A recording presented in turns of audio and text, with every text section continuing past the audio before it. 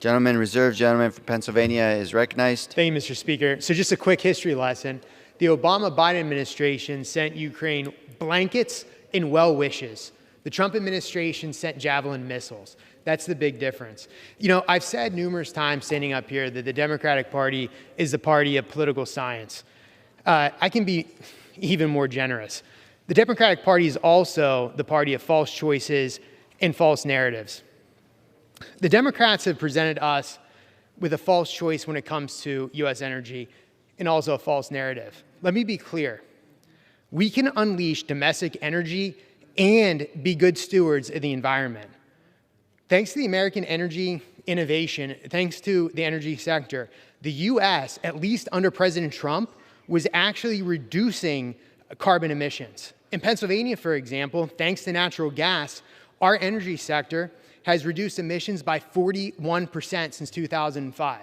Again, it is an absolute false choice. It's a false narrative that we cannot unleash the American energy sector and be good stewards of the environment. In fact, quite the opposite. We actually are good stewards of the environment when we're using clean natural gas, particularly from Pennsylvania.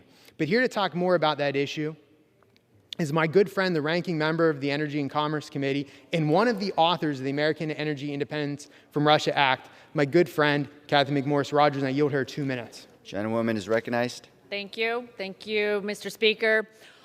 I rise today to urge immediate consideration of the American Energy Independence from Russia Act. Innocent blood is being spilled in Ukraine as we speak.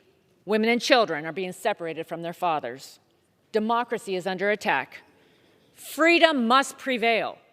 What do the people in Ukraine want? They want self-determination and independence from Russia. Ladies and gentlemen, Russia's economy is entirely dependent upon energy production and exports. Putin uses energy and pipelines as weapons, threatening to cut off supplies or hike prices when the West confronts Russia's aggression. Russia's energy exports funds its military and its current attack on Ukraine. America, not Russia, is the world's #1 energy producer. We should act like it and lead.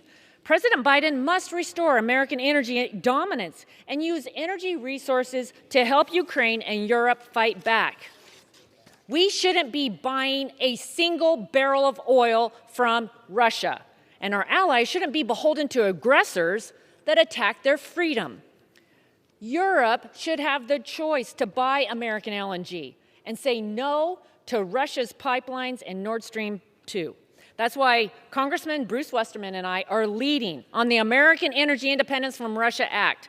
This bill flips the switch on American energy. We need more pipelines, including Keystone XL. So this bill immediately approves Keystone XL pipeline so that we can import crude oil from Canada, not Russia. And it also removes all restrictions on U.S. LNG exports to deliver natural gas to our allies in Europe. And it restarts oil and gas leasing on our federal lands and offshore waters. This is how we shut down Putin's war chest.